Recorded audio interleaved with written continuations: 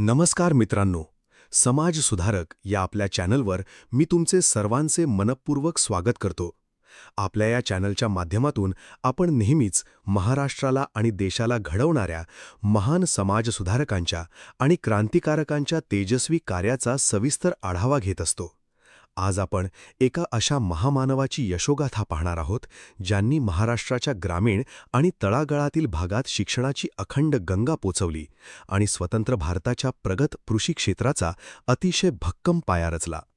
ते महान आणि प्रेरणादायी व्यक्तिमत्व म्हणजे शिक्षण महर्षी डॉक्टर पंजाबराव शामराव देशमुख उर्फ संपूर्ण महाराष्ट्राचे लाडके भाऊसाहेब. चला तर मग आजच्या या 20 भागांच्या विशेष आणि अभ्यासपूर्ण मालिकेतून त्यांच्या अतुलनीय जीवन प्रवासाला सुरुवात करूया. भाग 1. जन्म आणि शेतकरी कुटुंबातील बालपण. भाऊसाहेब उर्फ डॉक्टर पंजाबराव शामराव देशमुख यांचा जन्म 27 डिसेंबर 1899 रोजी विदर्भातील अमरावती जिल्ह्यातील पापळ या छोट्याशा गावी एका अत्यंत सामान्य शेतकरी कुटुंबात झाला. त्यांची घरची आर्थिक परिस्थिती अत्यंत बेताची आणि संघर्षमय होती. निसर्गाच्या लहरीपणावर अवलंबून असलेली पारंपरिक शेती कुटुंबाच्या गरजा भागवण्यासाठी अजिबात पुरेशी नव्हती. लहानग्या पंजाबरावांनी आपल्या बालपणापासूनच शेतकऱ्यांचे हे अधांग दुःख, त्यांची गरिबी आणि समाजातील अज्ञान खूप जवळून पाहिले होते. याच प्रतिकूल परिस्थितीने त्यांच्या मनात एक मोठी जिद्द निर्माण केली. समाजाची ही दयनीय अवस्था बदलायची असेल तर शिक्षण हाच एकमेव मार्ग आहे, हे त्यांनी लहान वयातच ओळखले होते. भाग 2. शिक्षणाची ओढ आणि प्राथमिक संघर्ष.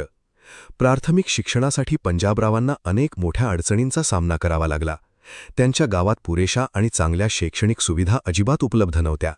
पण शिकण्याची अत्यंत प्रबळ इच्छा असल्याने त्यांनी अमरावतीला जाऊन पुढील शिक्षण घेण्याचा ठाम निर्णय घेतला. अमरावतीच्या हिंदू हायस्कूलमधून त्यांनी आपले शालेय शिक्षण पूर्ण केले. शाळेत असतानाच ते अत्यंत हुशार, होतकरू आणि कुशाग्र बुद्धिमत्तेचे विद्यार्थी म्हणून सर्वत्र ओळखले जाऊ लागले. गरिबीमुळे अनेकदा 2 वेळच्या जेवणाची भ्रांत असे, पण पंजाबरावांनी आपल्या ध्येयावरून कधीही आपले लक्ष विचलित होऊ दिले नाही. मॅट्रिकची परीक्षा अत्यंत उत्तम गुणांनी उत्तीर्ण झाल्यानंतर त्यांच्यासमोर उच्च शिक्षणाचे दरवाजे खुले झाले. भाग 3. उच्च शिक्षणासाठी इंग्लंडला गमन. उच्च शिक्षणाची आस पंजाबरावांना शांत बसू देत नव्हती. त्या काळात भारतात उच्च शिक्षणाच्या सोयी अत्यंत मर्यादित होत्या आणि बहुजन समाजातील मुलांसाठी त्या अधिकच कठीण आणि महागड्या होत्या. परंतु आपल्या कुशाग्र बुद्धिमत्तेच्या आणि दुर्दम्य जिद्दीच्या जोरावर त्यांनी थेट परदेशात जाऊन शिक्षण घेण्याचे मोठे स्वप्न पाहिले. त्यांनी एडिनबर्ग विद्यापीठात प्रवेश मिळवला. एका गरीब शेतकरी कुटुंबातील मुलाने थेट परदेशात जाऊन शिक्षण घेणे ही त्या काळी अत्यंत दुर्मिळ आणि प्रचंड धाडसाची गोष्ट होती. इंग्लंडमधील वास्तव्यात त्यांनी पाश्चात्य देशांमधील प्रगती आणि तिथली शिक्षण व्यवस्था अत्यंत जवळून पाहिली. भाग 4. ऑक्सफर्ड विद्यापीठ आणि पीएचडी. एडिनबर्ग विद्यापीठातून एमएची पदवी अत्यंत यशाने घेतल्यानंतर पंजाबराव पुढील शिक्षणासाठी जगप्रसिद्ध ऑक्सफर्ड विद्यापीठात दाखल झाले. तिथे त्यांनी केवळ कायद्याचं शिक्षणच नाही तर संस्कृत आणि प्राचीन वैदिक साहित्याचा अतिशय सखोल अभ्यास केला. वैदिक वाङ्मयातील धर्माचा उद्गम आणि विकास या अवघड विषयावर त्यांनी आपला प्रबंध लिहिला. त्यांच्या या सखोल आणि जागतिक दर्जाच्या अभ्यासपूर्ण संशोधनाबद्दल त्यांना प्रतिष्ठित डी.फिल म्हणजेच पीएचडी ही सर्वोच्च पदवी प्रदान करण्यात आली. अशा प्रकारे एक सामान्य शेतकरी पुत्र आता डॉक्टर पंजाबराव देशमुख झाला होता. शिवाय त्यांनी कायद्याची बॅरिस्टर ही सन्माननीय पदवीही मोठ्या कष्टाने संपादन केली. भाग 5. भारतात परतणे आणि सामाजिक क्रांतीची सुरुवात. वर्ष 1926 मध्ये डॉक्टर पंजाबराव अत्यंत उच्च विद्याविभूषित होऊन मायदेशी भारतात परतले. परदेशातून आल्यावर त्यांना अनेक मोठ्या सन्माननीय आणि आकर्षक नोकऱ्यांच्या संधी सहज चालून आल्या होत्या. पण त्यांचा हेतू अतिशय स्पष्ट आणि निस्वार्थी होता. त्यांनी अमरावतीला येऊन वकिलीला सुरुवात केली. पण त्यांचा मुख्य उद्देश केवळ पैसे कमावणे हा अजिबात नव्हता. त्यांनी आपल्या कायद्याचा ज्ञानाचा उपयोग गोरगरीब आणि अन्यायग्रस्त लोकांना मोफत न्याय मिळवून देण्यासाठी केला. जोपर्यंत हा बहुजन समाज आणि शेतकरी वर्ग शिक्षणाच्या मुख्य प्रवाहात येत नाही, तोपर्यंत आपल्या देशाची खरी प्रगती कधीच शक्य नाही, हे त्यांनी जाणले होते. भाग 6. श्री शिवाजी शिक्षण संस्थेची ऐतिहासिक स्थापना. बहुजन समाजाला अज्ञानाच्या अंधकारातून कायमचे बाहेर काढण्यासाठी डॉक्टर पंजाबराव देशमुखांनी एक ऐतिहासिक आणि अत्यंत क्रांतिकारी पाऊल उचलले. 1 जुलै 1932 रोजी त्यांनी अमरावती येथे बहुजनांच्या उद्धारासाठी श्री शिवाजी शिक्षण संस्थेची स्थापना केली. छत्रपती शिवाजी महाराज आणि महात्मा ज्योतिराव फुले यांच्या समतेच्या विचारांचा महान वारसा त्यांनी या संस्थेच्या माध्यमातून सक्षमपणे पुढे नेला. या संस्थेचा मुख्य आणि एकमेव उद्देश हा खेड्यापाड्यातील, बहुजन समाजातील आणि कष्टकरी शेतकरी शेतमजुरांच्या मुलामुलींसाठी शिक्षणाची दारे कायमची खुली करणे हा होता. समाजातील तळागाळातील घटकांपर्यंत ज्ञानाचा प्रकाश पोहोचवण्याची ही एक भक्कम सुरुवात होती. भाग 7. ग्रामीण शिक्षणाचा प्रसार आणि संस्थेची वाटचाल. श्री शिवाजी शिक्षण संस्थेच्या माध्यमातून भाऊसाहेबांनी गावोगावी खेड्यापाड्यात शाळा, महाविद्यालय आणि वसतिगृहांचे एक विस्तीर्ण जाळे विणण्यास सुरुवात केली. ज्या गरीब मुलांना पैशाअभावी शहरात येऊन शिकता येत नव्हते, त्यांच्यासाठी त्यांनी थेट त्यांच्या खेड्यांमध्ये शाळा काढल्या. केवळ पारंपरिक पुस्तकी शिक्षण देऊन ते थांबले नाहीत, तर त्यांनी कृषी शिक्षण, शारीरिक शिक्षण आणि तांत्रिक शिक्षणावरही विशेष भर दिला. शेती सुधारल्याशिवाय शेतकऱ्यांचे आणि पर्यायाने देशाचे जीवनमान सुधारणार नाही, हे जाणून त्यांनी अनेक कृषी महाविद्यालये स्थापन केली. ही संस्था पुढे विदर्भातील आणि संपूर्ण महाराष्ट्रातील एक अग्रगण्य आणि प्रतिष्ठित शिक्षण संस्था बनली. श्रद्धानंद छात्रालय आणि विद्यार्थ्यांचा आधार. ग्रामीण भागातील गरीब मुलांना उच्च शिक्षणासाठी शहरात आल्यावर राहण्याची आणि जेवणाची सर्वात मोठी अडचण होत असे. बहुजनांची ही गंभीर समस्या कायमची सोडवण्यासाठी डॉक्टर पंजाबराव देशमुखांनी अमरावती येथे श्रद्धानंद छात्रालय नावाचे वसतिगृह सुरू केले. या छात्रालयाने अनेक गरीब, होतकरू आणि अनाथ विद्यार्थ्यांना हक्काचा आधार दिला. इथे राहणाऱ्या विद्यार्थ्यांमध्ये कोणतीही जातीय किंवा धार्मिक विभागणी कधीच नव्हती. सर्व जाती धर्माची मुले इथे एकत्र राहत आणि एकत्र जेवण करत. भाऊसाहेब स्वतः या सर्व विद्यार्थ्यांची अत्यंत प्रेमाने आणि पित्याच्या आपुलकीने नेहमी चौकशी करत असत. त्यांनी विद्यार्थ्यांच्या शिक्षणात पैशांची अडचण कधीही येऊ दिली नाही. भाग 9. अस्पृश्यता निवारण आणि समतेचा लढा. डॉक्टर पंजाबराव देशमुख हे केवळ एक महान शिक्षण तज्ज्ञ नव्हते, तर ते एक अतिशय प्रखर आणि निर्भय समाज सुधारकही होते. अस्पृश्यता आणि जातीयतेचा त्यांना लहानपणापासूनच तीव्र तिटकारा होता. सर्व माणसे समान आहेत हा महात्मा फुलेंचा क्रांतिकारी विचार त्यांनी आपल्या आचरणातून प्रत्यक्षात उतरवला. तत्कालीन समाजात खोलवर रुजलेल्या उच्च नीचतेच्या जाचक भिंती पाडण्यासाठी त्यांनी आपले संपूर्ण आयुष्य वेचले. श्रद्धानंद छात्रालयात त्यांनी सर्व जाती धर्माच्या मुलांना एकत्र प्रवेश देऊन समतेचा आणि बंधुतेचा एक नवा व प्रगत आदर्श समाजासमोर ठेवला. समाजातील सर्व जुनाट रूढी आणि परंपरांना त्यांनी वेळोवेळी कडाडून आणि जाहीर विरोध केला. भाग 10. अमरावतीचा ऐतिहासिक अंबाबाई मंदिर सत्याग्रह. अस्पृश्यता निवारणाच्या त्यांच्या सामाजिक लढ्यातील एक अत्यंत महत्त्वाचे आणि धाडसी पाऊल म्हणजे अमरावतीचा अंबाबाई मंदिर सत्याग्रह. त्या काळात अस्पृश्यांना हिंदू मंदिरात प्रवेश पूर्णपणे नाकारला जात असे. हा घोर अन्याय कायमचा दूर करण्यासाठी नोव्हेंबर 1932 मध्ये डॉक्टर पंजाबराव देशमुखांनी अमरावतीच्या अंबाबाई मंदिरात अस्पृश्यांना समान प्रवेश मिळावा म्हणून तीव्र सत्याग्रह सुरू केला. या सत्याग्रहाला सनातनी आणि कर्मठ लोकांकडून प्रचंड मोठा विरोध झाला, पण भाऊसाहेब आपल्या समतेच्या भूमिकेवर शेवटपर्यंत ठाम राहिले. या लढ्याला खुद्द महात्मा गांधींचाही पाठिंबा मिळाला होता. अखेर हा लढा यशस्वी झाला आणि मंदिराचे दरवाजे सर्वांसाठी कायमचे खुले झाले. भाग 11. राजकारणात प्रवेश आणि संविधान सभेतील योगदान. सामाजिक आणि शैक्षणिक कार्यात पूर्णपणे मग्न असतानाच डॉक्टर पंजाबराव देशमुखांना जाणवले की समाजात मोठे धोरणात्मक बदल घडवून आणण्यासाठी राजकीय सत्ता असणे अत्यंत आवश्यक आहे. त्यांनी प्रांतिक विधिमंडळाची निवडणूक लढवली आणि ते मोठ्या फरकाने विजयी झाले. मध्य प्रांत आणि वऱ्हाड सरकारमध्ये त्यांनी शिक्षण, कृषी आणि सहकार मंत्री म्हणून अत्यंत उत्कृष्ट आणि लोकाभिमुख काम केले. भारताला स्वातंत्र्य मिळण्याच्या प्रक्रियेत जेव्हा देशाची संविधान सभा स्थापन झाली तेव्हा ते तिचे एक महत्त्वाचे आणि सन्माननीय सदस्य होते. संविधानात शेतकरी आणि बहुजन समाजाचे हक्क सुरक्षित राहावेत यासाठी त्यांनी मोठे योगदान दिले. भाग 12. स्वतंत्र भारताचे पहिले कृषीमंत्री. 1952 मध्ये स्वतंत्र भारताच्या पहिल्या ऐतिहासिक लोकसभा निवडणुका पार पडल्या.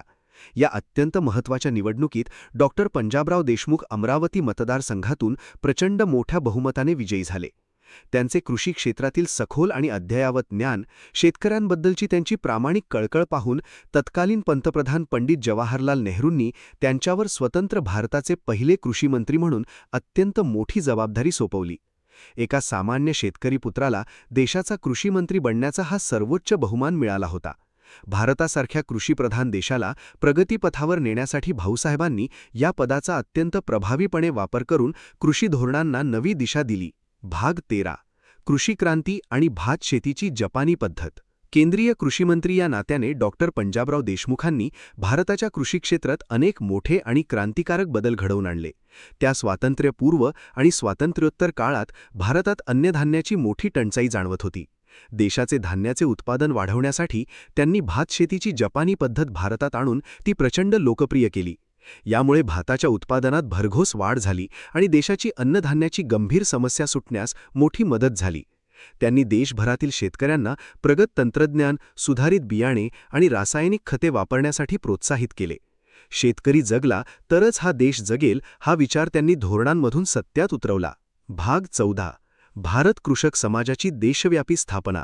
संपूर्ण देशभरातील शेतकऱ्यांच्या अडीअडचणी आणि समस्या सोडवण्यासाठी तसंच त्यांना एका छत्राखाली संघटित करण्यासाठी डॉक्टर पंजाबराव देशमुखांनी 1955 मध्ये भारत कृषक समाजाची म्हणजेच फार्मर्स फोरम ऑफ इंडियाची अतिशय महत्त्वाची स्थापना केली. शेतकरी हा या देशाचा कणा आहे, पण तो विखुरलेला असल्यामुळे त्याच्यावर नेहमी अन्याय होतो हे त्यांनी अचूक ओळखले होते.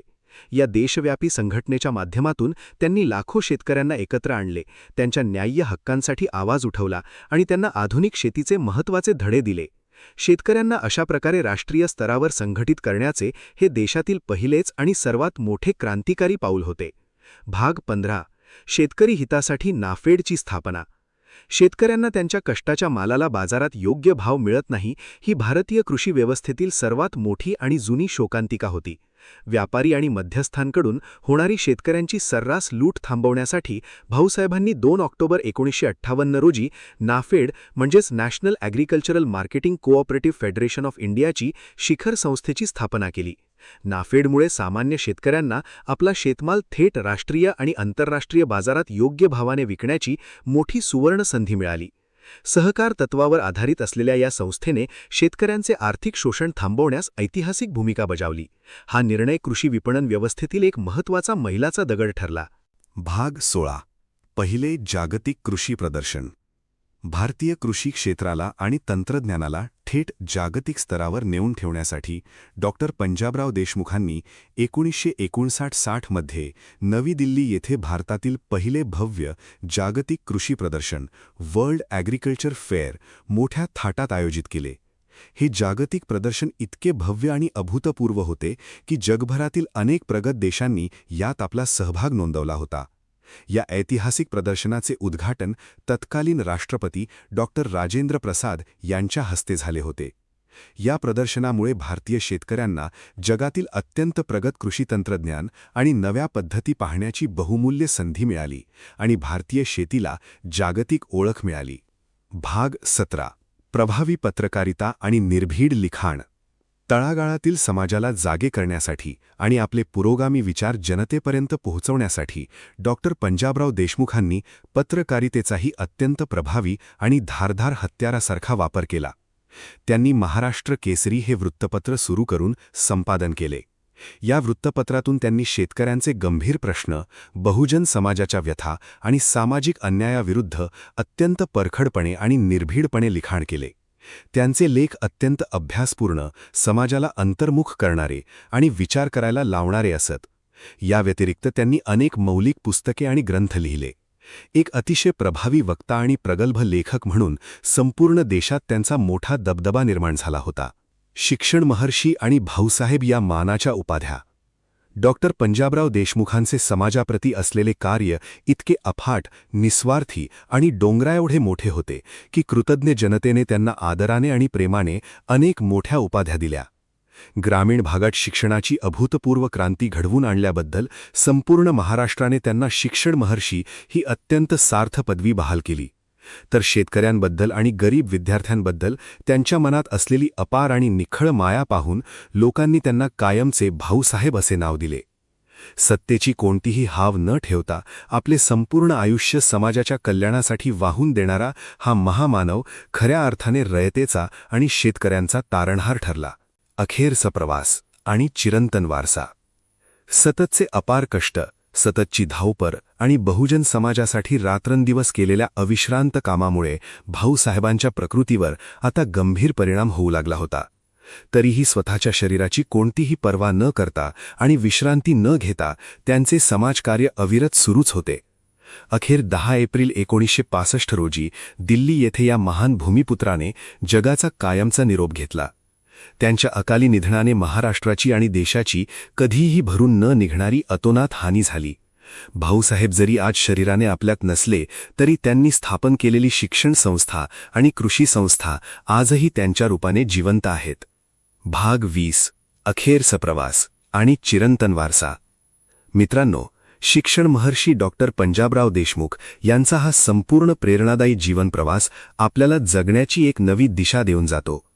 त्यांनी अक्षरशः शून्यातून एक मोठे विश्व निर्माण केले. आपण मागे एका भागात आजचा महाराष्ट्र आणि आपली जबाबदारी यावर सविस्तर चर्चा केलीच होती. ती जबाबदारी नेमकी हीच आहे की आपण भाऊसाहेबांचे हे शिक्षणाचे, समतेचे आणि शेतकरी हिताचे पुरोगामी विचार सशक्तपणे पुढे नेले पाहिजेत. समाज सुधारक चॅनलच्या माध्यमातून आपण हाच महत्त्वाचा विचार सदैव जागृत ठेवण्याचा प्रामाणिक प्रयत्न करत आहोत. तुम्हाला हा 20 भागांचा विशेष प्रवास कसा वाटला हे नक्की कळवा. धन्यवाद. जय महाराष्ट्र.